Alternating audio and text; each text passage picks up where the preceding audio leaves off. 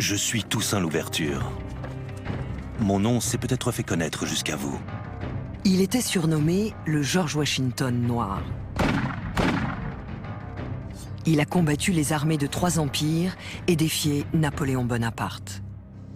La perspective d'une république noire est aussi inquiétante pour les Espagnols, les Anglais et les Américains. C'était le champion de la liberté et de l'égalité pour tous.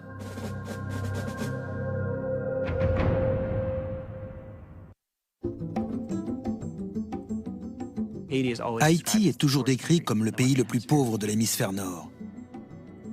Mais à l'époque de son apogée, sous le nom de Saint-Domingue, c'était la colonie la plus riche des Amériques. Mais cette richesse était basée sur l'esclavage, sur la possession de ce capital humain.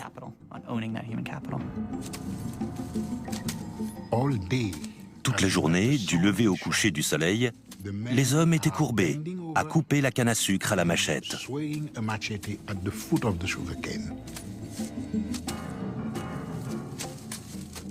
Ils étaient totalement déshumanisés.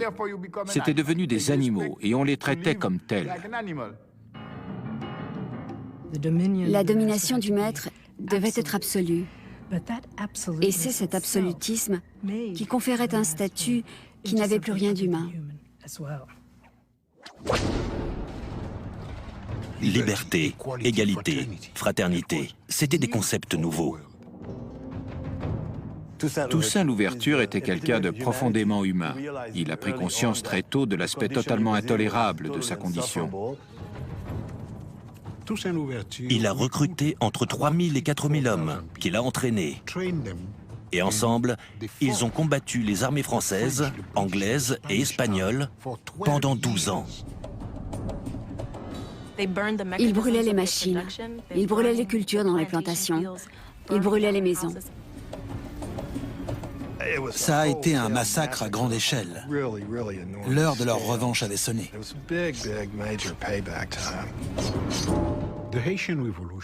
La révolution haïtienne est sans doute la révolution la plus radicale qui ait jamais existé. C'est le seul endroit au monde où des esclaves aient réussi à créer une nation. Mais personne ne veut en parler.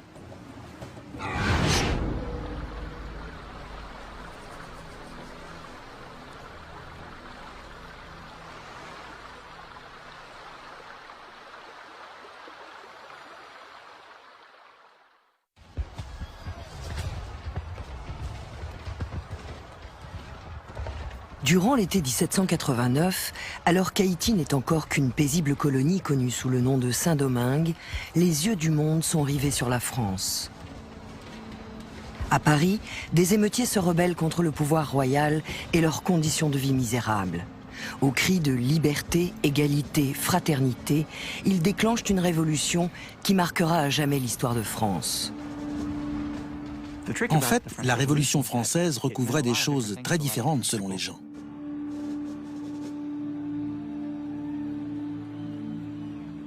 Dans les rues de Paris, la Révolution signifie la fin des privilèges accordés aux riches.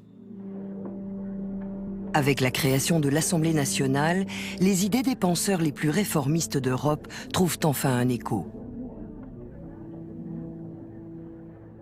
Même si à l'époque, personne ne sait ce qui en ressortira, il y a cette idée que tous les individus possèdent des droits inaliénables. Les philosophes en parlaient déjà depuis un certain temps, mais cette idée va s'inscrire noir sur blanc dans la Déclaration des droits de l'homme et du citoyen. L'idée était dangereuse parce que la société de l'époque était basée sur les inégalités. C'est grâce à ça qu'elle fonctionnait. Elle n'était pas censée profiter à tous, mais seulement à une minorité. Si l'idée est dangereuse en France, elle l'est encore plus dans ces colonies esclavagistes que sont la Guadeloupe, la Martinique et Saint-Domingue. Cette dernière, surnommée la Perle des Antilles, est constituée de la partie occidentale de l'île d'Hispaniola, partie aujourd'hui connue sous le nom d'Haïti.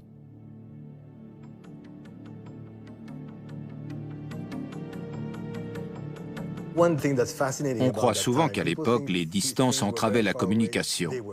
Or, pas du tout. Les nouvelles allaient extrêmement vite.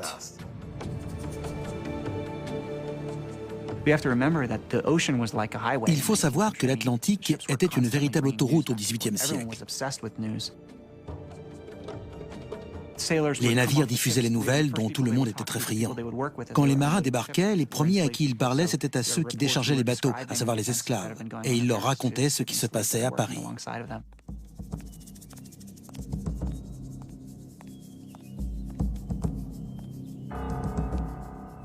Mais rares sont les esclaves qui osent croire à ces idées démocratiques venues de France. Car les intérêts en jeu sont colossaux. Le sucre est le moteur de l'économie au XVIIIe siècle et Saint-Domingue est la capitale mondiale du sucre.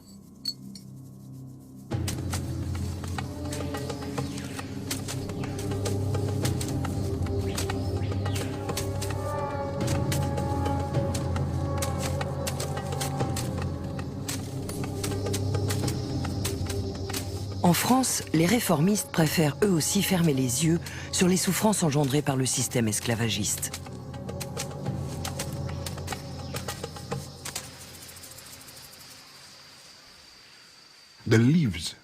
Les feuilles de canne à sucre sont aussi tranchantes que des lames de rasoir.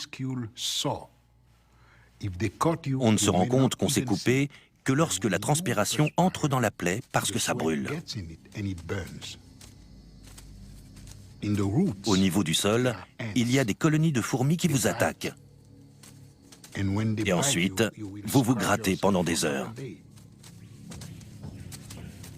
Si un esclave refusait de travailler, la loi permettait de l'abattre purement et simplement. Le concept même de l'esclavage est totalement bestial. Et les Français en ont fait une véritable science. Les esclaves en provenance d'Afrique ne survivaient pas 3 ans dans ce système. Cette exploitation se résumait à des statistiques. Et elle fonctionnait très bien.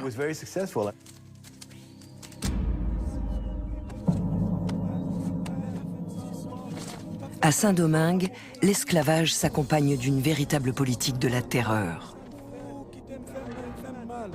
Pour le propriétaire d'esclaves Stanislas Saint-Foix, il s'agit simplement d'une gestion rationnelle de son cheptel humain. Les punitions lentes marquent plus les esprits que celles qui sont rapides ou violentes. Plutôt que 50 coups de fouet administrés en 5 minutes, mieux vaut 25 coups de fouet administrés en un quart d'heure. Ceci est plus susceptible de faire forte impression.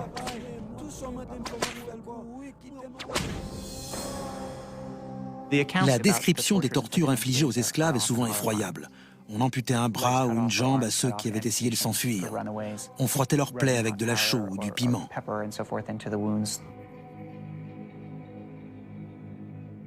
On les suspendait jusqu'à ce que mort s'en suive.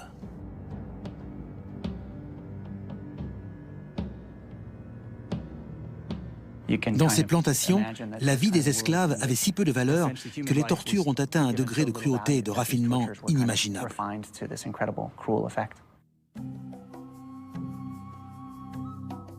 Malgré ce système répressif, certains Noirs parviennent à échapper à l'esclavage.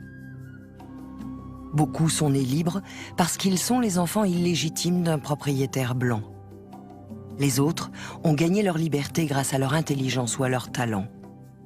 C'est le cas de Toussaint Louverture. Né dans l'esclavage, j'avais reçu de la nature l'âme d'un homme libre. Toussaint Louverture était quelqu'un de très déterminé. Il était aussi très ambitieux. Pour moi, c'était un génie. C'est l'un des personnages historiques les plus remarquables qui soient. Il est né et il a grandi dans une plantation de Saint-Domingue. Le propriétaire de cette plantation est un homme tolérant et ouvert pour l'époque. Enfant, Toussaint a ainsi pu apprendre à lire et à écrire. Il a fini par occuper un rôle privilégié dans la plantation en tant que cocher. Donc il était à la fois en relation avec les contremaîtres et les propriétaires. Quand il obtient sa liberté dans les années 1770, il se met alors à briguer d'autres fonctions. Et c'est là la clé pour comprendre ce personnage. Il voyait des opportunités que les autres ne voyaient pas.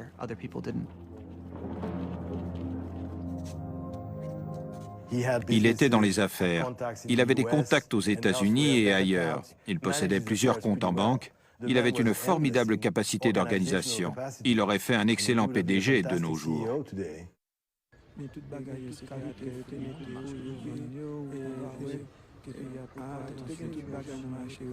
On ignore quelle a été la réaction de Toussaint Louverture à l'annonce de la Révolution française. Mais chez les colons blancs de Saint-Domingue et parmi la population métisse libre, c'est la stupéfaction.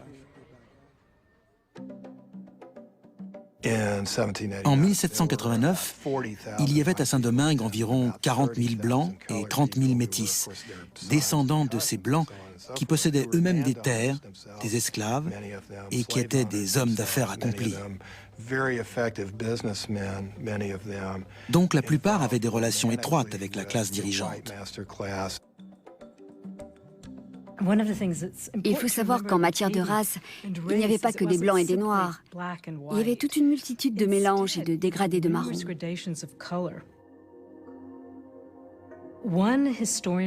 Un historien est même allé jusqu'à créer 110 catégories de métissage, allant du noir total au blanc total.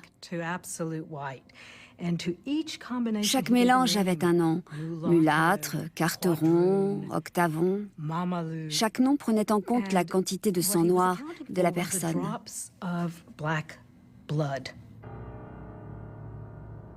Grâce à la Révolution, les colons blancs espèrent obtenir une plus grande liberté de gestion des colonies.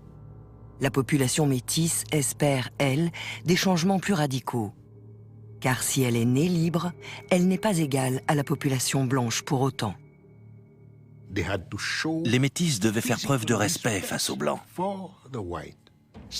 Ils devaient se lever en leur présence, les appeler monsieur, madame ou par leur titre. Ce n'était pas une situation facile pour eux. Et c'est pour ça qu'ils ont été les premiers, avant les Noirs, à réclamer l'égalité. En 1791, la population métisse de Saint-Domingue est bien décidée à saisir sa chance. Elle envoie une pétition au nouveau gouvernement français en demandant à jouir des mêmes droits de citoyens que les Blancs. C'est un message très fort qu'ils envoient à une société explicitement basée sur les inégalités. C'est une demande explosive. Cette pétition déclenche la fureur de la population blanche de Saint-Domingue. Les petits colons entament alors une vaste campagne d'intimidation. Ils menacent, passent à tabac et assassinent bon nombre de métis dans la capitale, Cap-Français.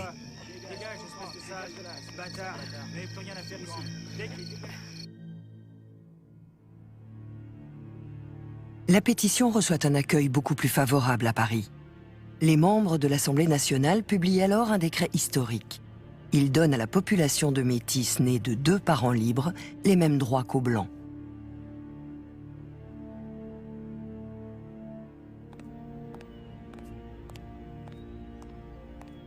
En dépit de la portée limitée de cette réforme, le gouverneur de Saint-Domingue refuse de l'appliquer. Les colons blancs se sentent profondément trahis.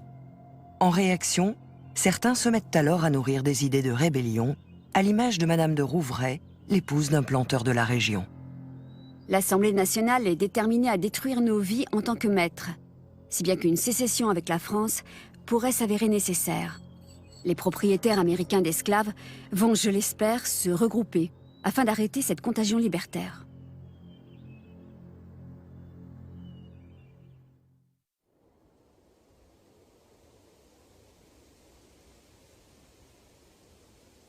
Le Seigneur qui a créé le soleil pour nous éclairer d'en haut, qui déchaîne les flots et fait gronder le tonnerre, nous observe. Boukman Duty, esclave et prêtre vaudou. Abandonnez l'image du Dieu des Blancs qui a soif de nos larmes et écoutez la voix de la liberté qui parle dans le cœur de chacun d'entre nous. En août 1791, tandis que les Blancs et les Métis de Saint-Domingue s'apprêtent à engager le bras de fer, Boukman Dutty lance un appel aux Noirs des plantations. Ces derniers, qui ont été faits prisonniers dans différentes parties d'Afrique, partagent un culte commun, le vaudou.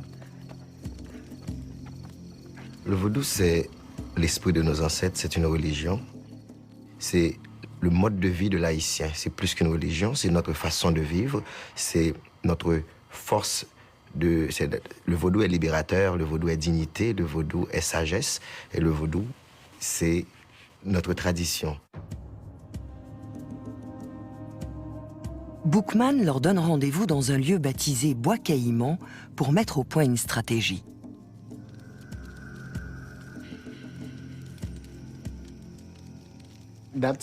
Cette cérémonie de Bois Caïman, c'est le premier congrès haïtien, le début de la Révolution.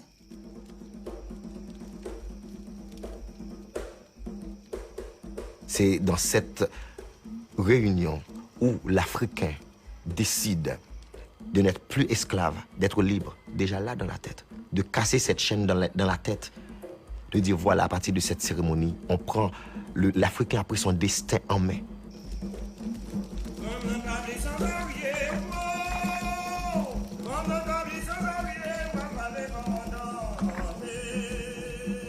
La légende prétend que c'est cette nuit-là que les esclaves de Saint-Domingue ont décidé de se révolter. Ils prévoient de déclencher leur soulèvement 15 jours plus tard, dans plusieurs plantations en même temps. Ils se jurent alors, mutuellement, de tenir leur projet secret. On dit qu'ils ont tué un cochon pour boire son sang.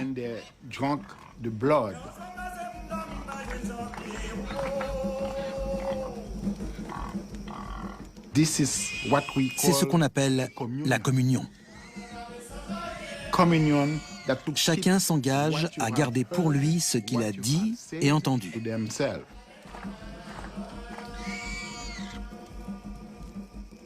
Le Dieu des Blancs les pousse à commettre des crimes. Notre Dieu réclame vengeance. Il dirigera notre main, il nous aidera.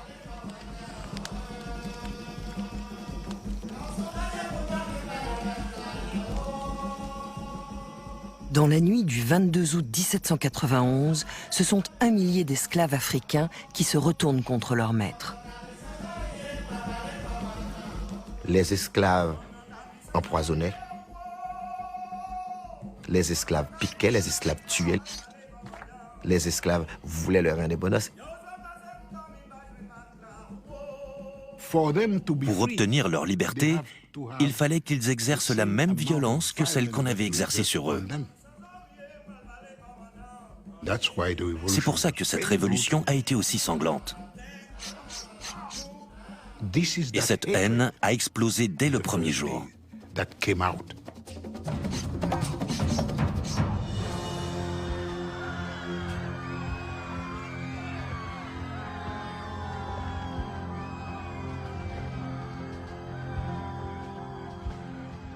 Le nombre de rebelles passe alors de 1000 à 20 000. Les esclaves libérés brûlent les champs de canne et les raffineries de sucre afin de détruire le système qui les a asservis.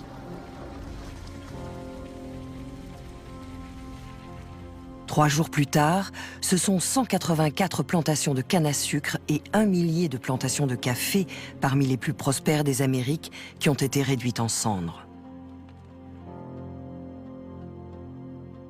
Blancs et métis se réfugient alors dans la capitale pour y être en sécurité. De là, ils observent impuissants les incendies dévastateurs qui font rage de toutes parts.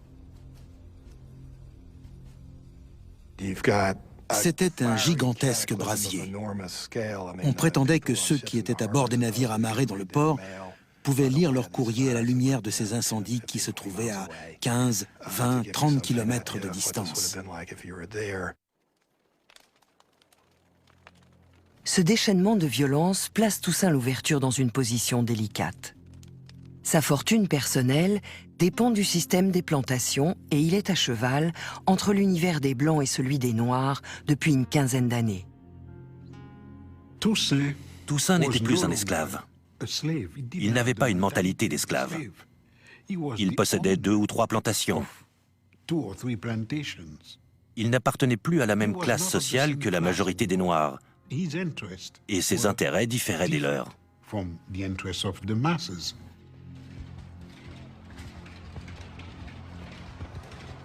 Sa première réaction à cette explosion de violence n'est cependant motivée ni par l'argent ni par la couleur de peau. Elle est personnelle. Il retourne dans la plantation où il est né afin de protéger ses anciens maîtres. Il est vrai que dès les premiers jours de l'insurrection, Toussaint Louverture est retourné dans cette plantation pour y maintenir l'ordre. La question, c'est pourquoi? Pourquoi a-t-il fait ça? Je crois que c'est parce qu'il était reconnaissant à ses anciens propriétaires de tout ce qu'ils lui avaient donné lorsqu'il était esclave.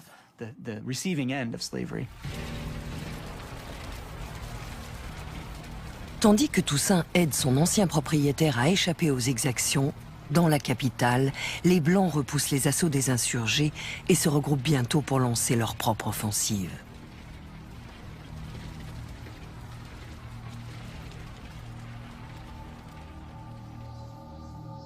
Les tueries se poursuivent jour après jour, semaine après semaine. Pamphile Delacroix, un colon français, décrit la situation sur place. Le pays est jonché de cadavres que personne n'a enterrés. Les nègres ont laissé les Blancs empalés sur des pics. Quant aux soldats blancs, ils ne font pas de prisonniers et laissent les nègres morts sur place. 3 mois après le début de l'insurrection, le prêtre vaudou Boukman Duty est tué au combat, décapité par des soldats blancs. Son corps est ensuite brûlé face au camp des rebelles. Un observateur déclarera « À Saint-Domingue, le conflit est devenu une guerre d'extermination ».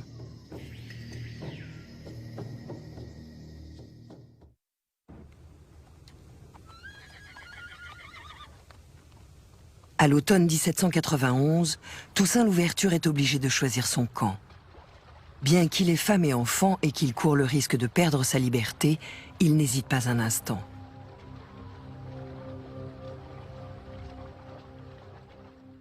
Il a tout abandonné pour rejoindre les rebelles dans la montagne.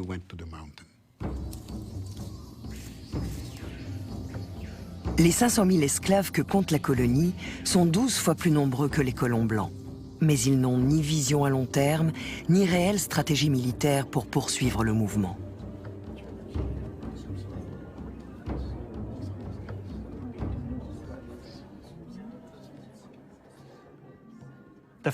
La plupart d'entre eux n'avaient aucune notion de ce qu'était la liberté. Personne n'y avait vraiment réfléchi avant. Toussaint, lui, possède un point de vue unique sur le monde. Il connaît aussi bien la culture africaine que la culture européenne, et il a lu les écrits des grands penseurs des Lumières. Toussaint avait très certainement lu un texte de l'abbé Raynal dans lequel il expliquait que le système esclavagiste colonial, en raison du nombre d'esclaves en présence et des souffrances qu'ils enduraient, allait donner naissance à un meneur noir. Je crois que Raynal parlait même d'un Spartacus noir. Un lettré comme Toussaint avait forcément eu connaissance d'un texte pareil. Grâce à sa culture et à ses capacités intellectuelles, il prend une place prépondérante parmi les chefs de la rébellion qui tentent de mettre sur pied une armée noire.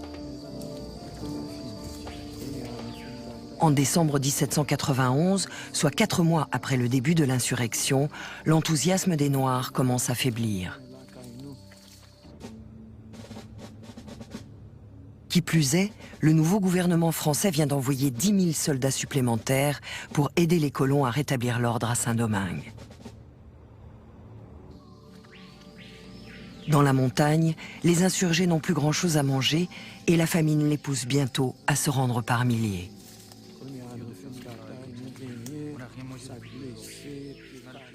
Toussaint Louverture n'était pas un adepte de la violence. Il était capable d'user de la force si la situation l'exigeait, mais il préférait de loin la négociation, la diplomatie, la ruse. Cependant, ça ne lui posait aucun problème d'avoir recours à la violence en dernier ressort. Les rebelles lui demandent alors de rédiger une proposition d'accord.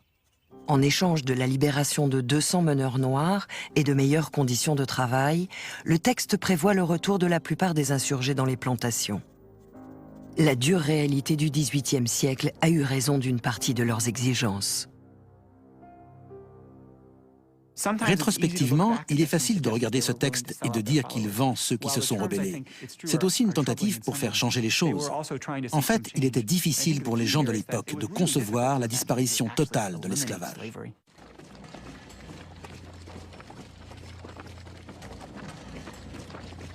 De nouveaux commissaires civils viennent d'arriver de Paris pour reprendre la situation en main. Plus réformistes que les planteurs, ils pressent ces derniers d'accepter l'offre des rebelles.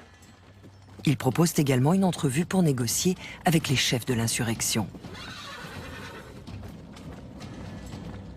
Très méfiants, certains rebelles voudraient tuer leurs prisonniers blancs, mais Toussaint s'y oppose. Ils préfèrent les reconduire à Cap-Français en signe de bonne volonté.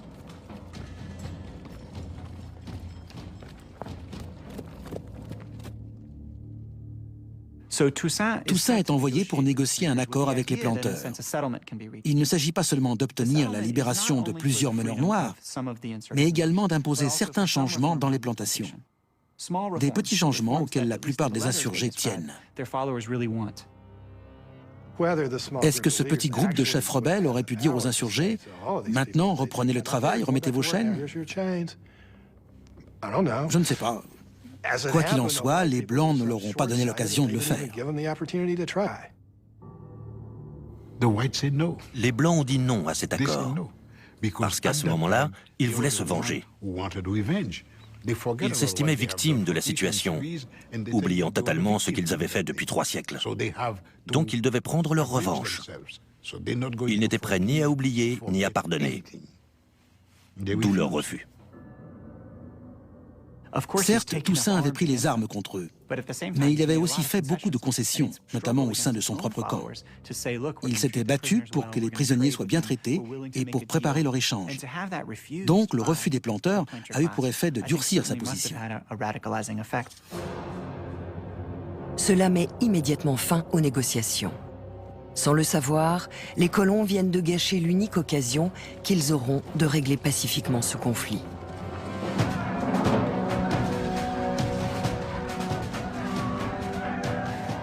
En France, la Révolution a cédé la place à la terreur.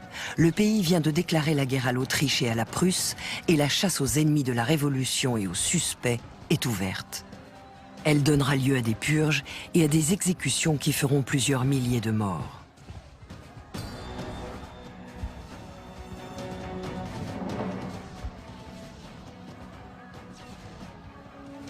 Puis, le 21 janvier 1793, le roi Louis XVI est guillotiné.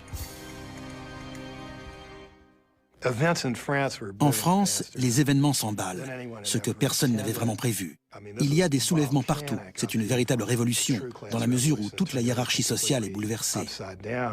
Et les ondes de choc parviennent jusque sur les côtes de Saint-Domingue.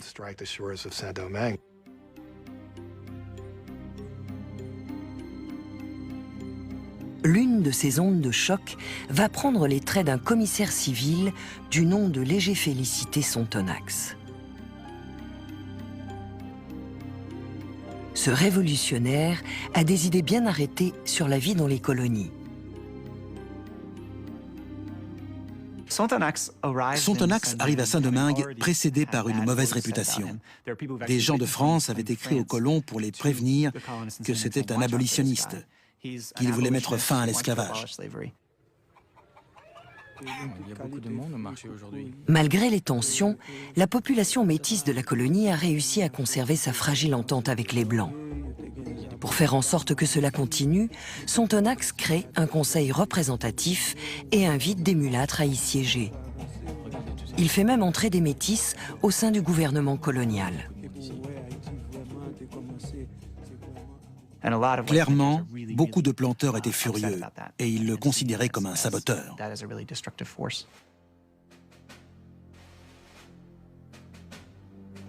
Et ce n'est pas la seule source d'inquiétude des colons. Moins de 2 ans après avoir rejoint les insurgés noirs, Toussaint Louverture est désormais à la tête d'une armée de rebelles.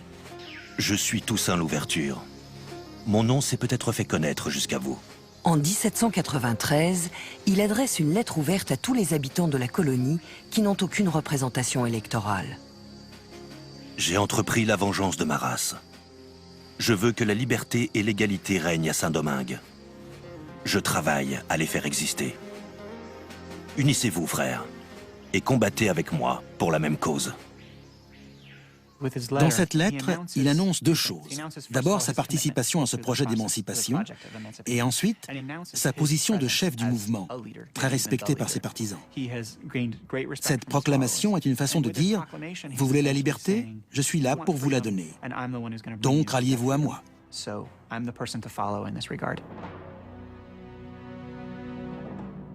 Cette lettre est également l'occasion de s'adresser au monde entier, et notamment à l'Espagne.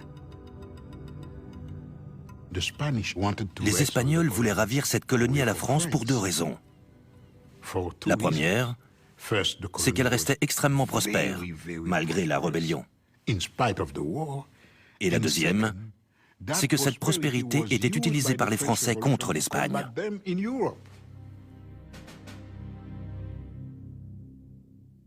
L'Espagne occupe la colonie voisine de Saint-Domingue, qui comprend toute la partie est de l'île d'Hispaniola. En juin 1793, Toussaint conclut un accord avec les Espagnols. Leurs garnisons, situées à la frontière, vont fournir armes et munitions à son armée d'esclaves, ce qui lui permettra de prendre le contrôle de 3 villes en 8 mois. Désespérés par la situation dans la colonie et en France, certains planteurs blancs de Saint-Domingue font alors appel aux Anglais pour les aider à mater la rébellion des esclaves. Les armées françaises, espagnoles et britanniques se retrouvent donc face à face pour la possession de cette petite colonie antillaise.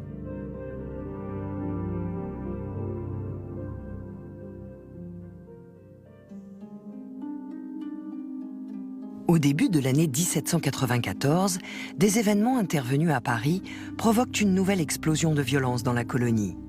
Une délégation multiraciale venue de Saint-Domingue est reçue à l'Assemblée nationale. Envoyée par le commissaire Sontonax, elle est porteuse d'un message fort. Ce dernier plaide en effet pour l'émancipation des esclaves de Saint-Domingue ayant combattu les troupes espagnoles et britanniques. Et la délégation a des arguments de poids à faire valoir. Les émissaires soulignent que ces idées et ces principes sont ceux de la Révolution française et que c'est pour cela qu'ils souhaitent les mettre en application sur leur île. Ils expliquent pourquoi ils sont attachés à ces idées et à ces principes et en quoi ils les incarnent mieux que quiconque.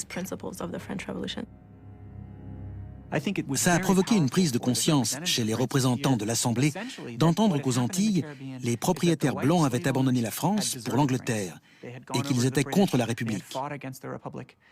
Et que les vrais républicains de Saint-Domingue, c'étaient les esclaves qui réclamaient leur liberté. La Convention proclame alors l'abolition de l'esclavage à Saint-Domingue. Et elle ne s'arrêtera pas là. Elle abolira également l'esclavage dans toutes les colonies françaises. À Paris, la nouvelle est accueillie par des scènes de liesse. Une vieille femme, ancienne esclave émancipée, qui avait suivi les débats de près, éclate en sanglots et est portée en triomphe pour célébrer ce moment historique. Il y a des discours et des festivités dans toute la France. C'est vraiment ressenti comme le triomphe de la Révolution française et de ses idéaux, sur cette forme d'aliénation suprême qu'était l'esclavage aux Antilles.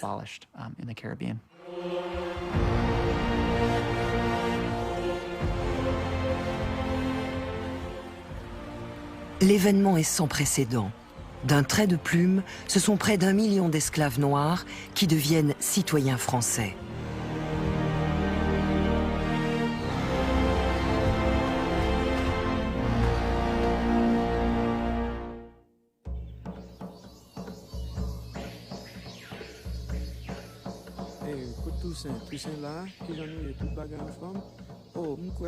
La nouvelle de l'abolition de l'esclavage ne tarde pas à se répandre à Saint-Domingue. Si les exploits militaires de l'armée de Toussaint Louverture y ont largement contribué, le mérite ne lui en revient pas entièrement, car il est secondé par plusieurs lieutenants de grande valeur, dont Jean-Jacques Dessalines. Ce dernier est d'ailleurs plus proche de ses soldats que Toussaint lui-même.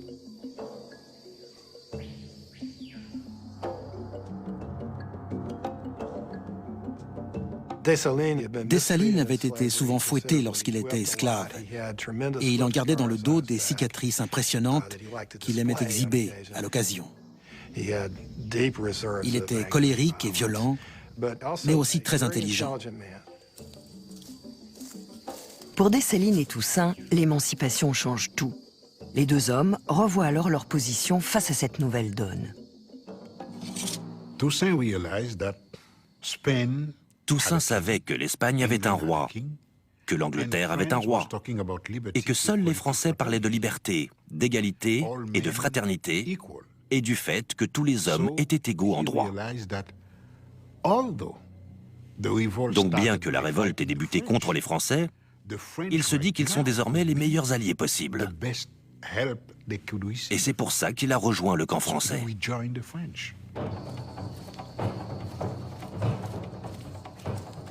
Après 3 ans de rébellion, Toussaint Louverture redevient un loyal citoyen français, tout comme ses partisans.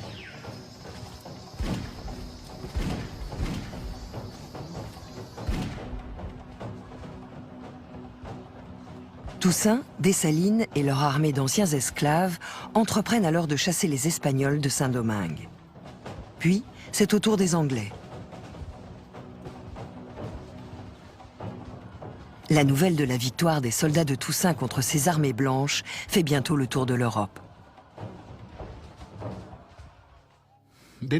Ça ne leur plaisait pas du tout qu'un général noir mette en déroute les armées blanches. Ils n'aimaient pas ça du tout. Partout, les propriétaires d'esclaves sont inquiets. Aux États-Unis et à Cuba, on ne voulait pas laisser entrer les Français blancs, de peur qu'ils répandent la nouvelle. Si on leur avait demandé pourquoi ils quittaient Saint-Domingue, ils auraient dit que c'était à cause de l'émancipation des Noirs. Nous avons affronté le danger afin de gagner notre liberté. Et nous sommes prêts à braver la mort afin de la conserver. Les esclaves ont autrefois accepté leur chaîne parce qu'ils n'avaient pas connaissance d'un autre État que l'esclavage. Mais ces jours sont révolus. Les habitants de Saint-Domingue préféreraient être enterrés dans les ruines de leur pays que d'accepter le retour à l'esclavage. La véhémence de son langage montre à quel point Toussaint est attaché aux idéaux démocratiques. Mais l'homme a aussi une autre facette. Tous ceux qui lui faisaient de l'ombre finissaient soit assassinés, soit déportés.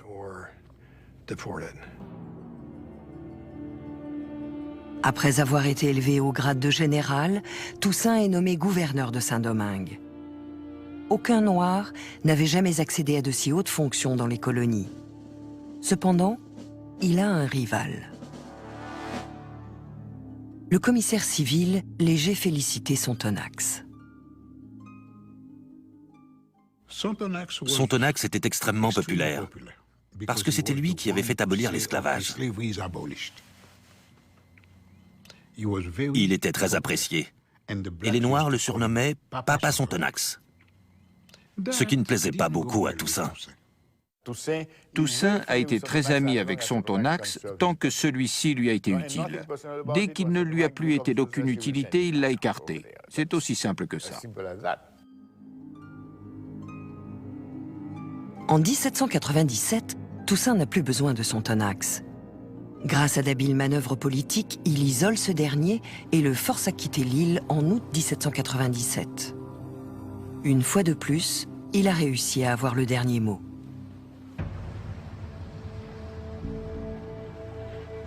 En 1798, tandis qu'il chasse les derniers Anglais de la colonie, à l'autre bout du monde, en Égypte, un autre général français, Napoléon Bonaparte, combat lui aussi l'armée britannique.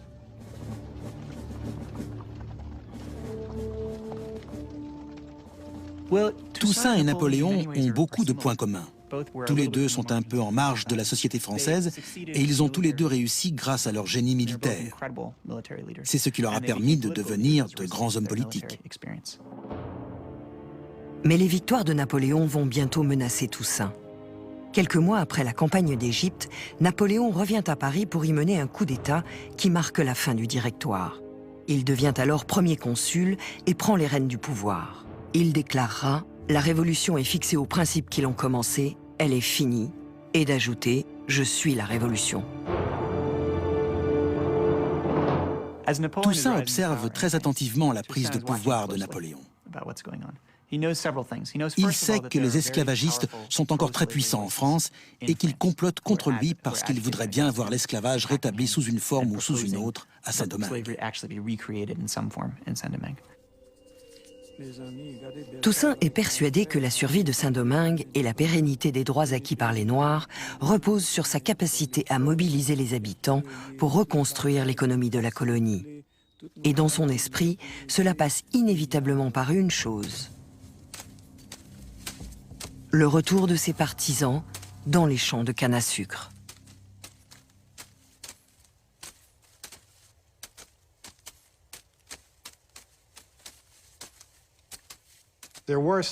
Il a de bonnes raisons d'œuvrer pour ça.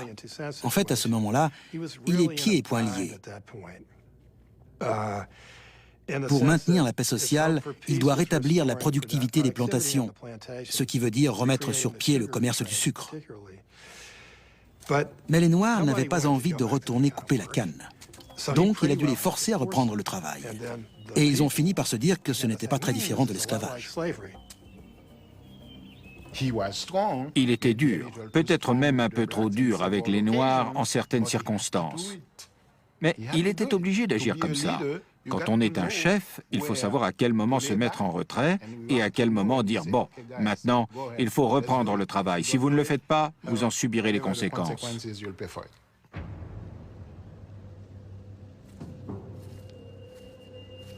Mais la plupart des anciens esclaves ne l'entendent pas de cette oreille.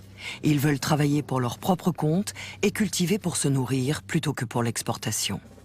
L'aura de Toussaint commence alors à se ternir.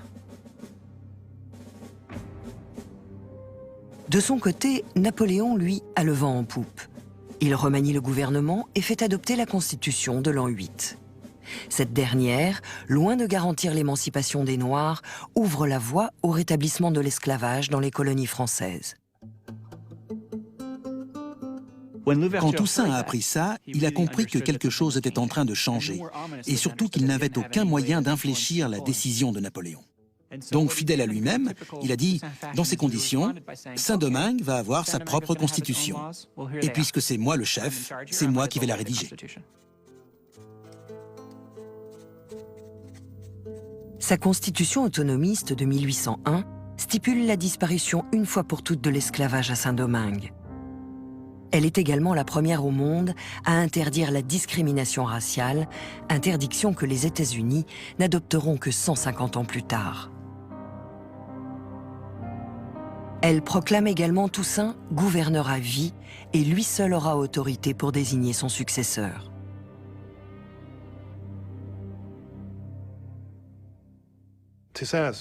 Pour moi, Toussaint Louverture est un héros.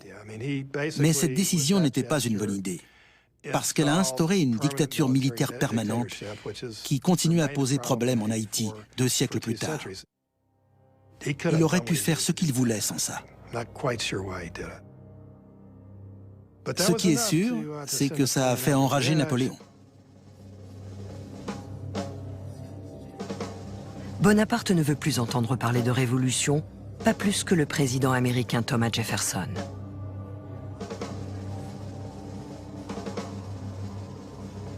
La perspective d'une république noire est aussi inquiétante pour les Espagnols, les Anglais et les Américains. Jefferson a promis qu'à l'instant où l'armée française arriverait, toutes les mesures seraient prises pour affamer Toussaint. Débarrassez-nous de ces nègres, c'est tout ce que nous souhaitons. Toussaint tente alors de prouver à Napoléon le bien fondé de ses ambitions.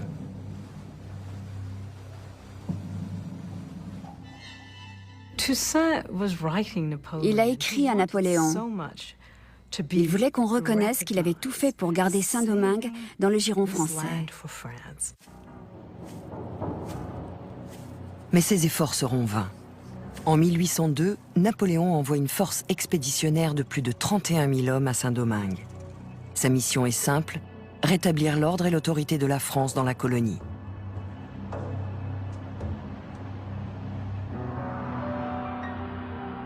Ma décision de détruire l'autorité des Noirs à Saint-Domingue n'est pas tant pour des considérations de commerce et d'argent, mais plutôt à cause de la nécessité de bloquer à jamais la marche des Noirs dans le monde. Toussaint combat l'armée française durant 3 mois. Mais la population noire de la colonie, revenue de sa politique, ne lui offre qu'un soutien mitigé.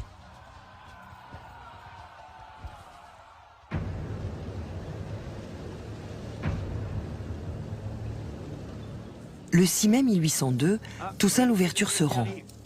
Il est autorisé à conserver son grade et est assigné à résidence. 1 mois plus tard, il est convoqué par le général en chef de l'expédition de Saint-Domingue, le général Leclerc.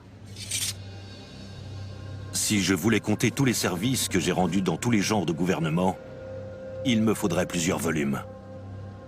Encore n'en finirais-je. Arrêtez-le. Il est alors arrêté et accusé de conspiration. Dans une lettre assez éloquente, il dit quelque chose comme « Je soupçonne que c'est en raison de ma couleur de peau que vous me traitez comme un vulgaire criminel, même si je refuse d'y croire. » Et pour me récompenser de tous ces services, on m'a arrêté arbitrairement à Saint-Domingue. On m'a garrotté et conduit à bord comme un criminel, sans égard pour mon rang, sans aucun ménagement. Est-ce là la récompense due à mes travaux? Normalement, un officier mutin était traduit devant un tribunal militaire. Donc, il s'attendait à être jugé par les autorités françaises compétentes. Espérant que ses motivations seront comprises par Napoléon et son état-major, Toussaint embarque sans résistance sur un navire à destination de la France.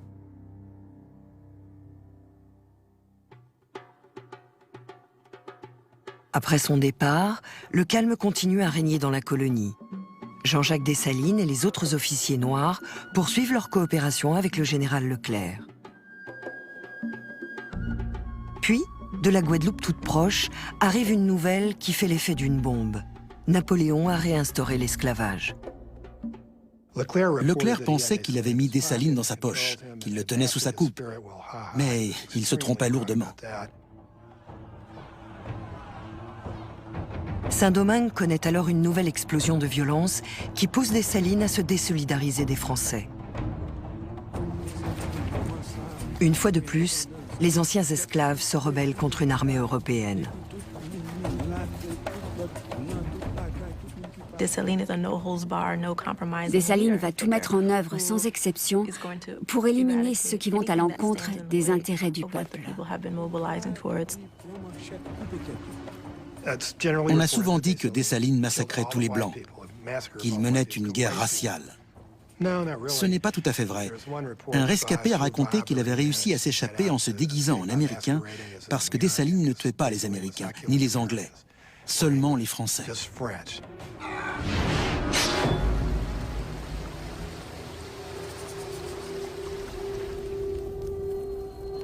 Un autre rescapé blanc, Pierre Chazotte, fait une description de la colonie à feu et à sang. Pas moins de 10 lieues carrées de terre brûlaient comme des volcans. La rapidité de l'incendie était telle qu'on aurait pu croire que de larges et épaisses traînées de poudre avaient été répandues au sol.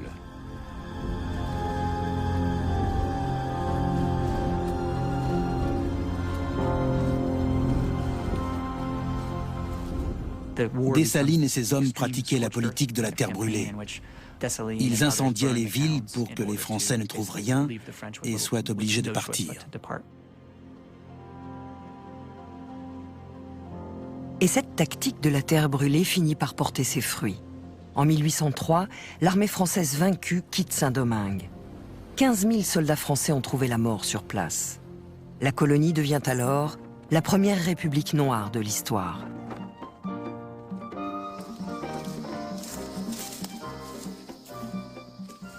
Ce sont des événements d'une importance capitale. Il ne s'agissait pas seulement d'une révolution anticoloniale, mais aussi d'une révolution anti-esclavagiste. La population a dit « Cette économie et ces privilèges basés sur le travail forcé ne peuvent plus durer ». Ce message a traversé le temps. L'indépendance, c'est l'essence même d'un être humain.